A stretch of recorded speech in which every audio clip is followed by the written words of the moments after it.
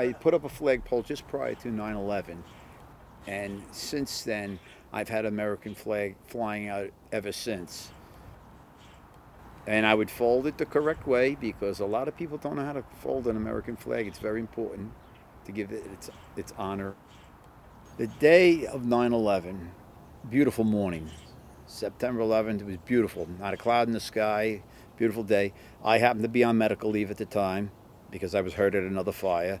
So I was heading into the medical office. And on my way into the medical office, I looked into the sky as I attempted to get onto the Brooklyn Queens Expressway, and there was a trail of smoke in the sky, and I thought to myself, there's a high-rise fire going on somewhere. And as I looked to the south, I noticed the World Trade Center. There was a plume of smoke coming out of it. I got on the phone. I called my wife. I said, turn on the news. Let me know if you hear of anything that's going on with the World Trade Center. I believe she had told me that something had flown into the World Trade Center. And while I was on the phone with her, I watched the second plane crash into the second tower. It was horrific.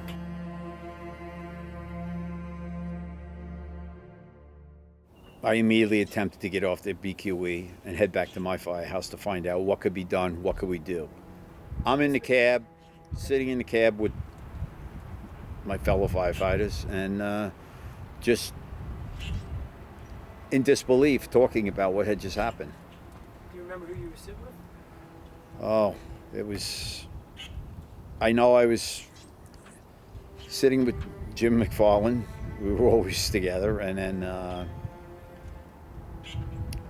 I remember the boss. It was, I believe it was,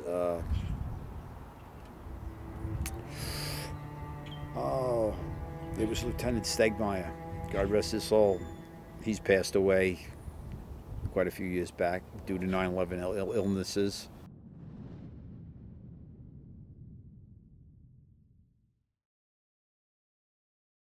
When we arrived at Ground Zero, it was very surreal. Yeah, Mike! Mike! Mike, come over here! Yeah! Anybody need a doctor? Disturbing, and you're just trying to gather your thoughts and stay focused on what you're supposed to be doing. Very eerie. And as you start to perform your duties with that, you hear a lot of screaming and yelling, and next thing you know, building number 7's collapsing.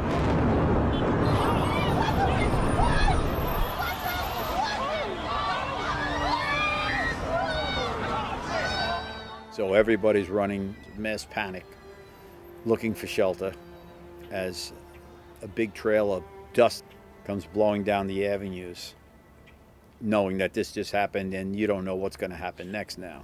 What other building's going to collapse?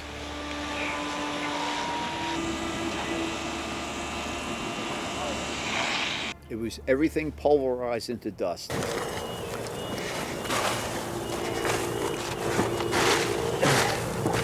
So imagine a 110-story building filled with desks, chairs, computers, glass, and all you see is dust and ash all over the ground. And the stench, you'll never forget it. Is there any way you can describe the stench? Death. The death is the best way to describe the stench. It was something you'd wish you could forget, and you can't. It's etched in your mind.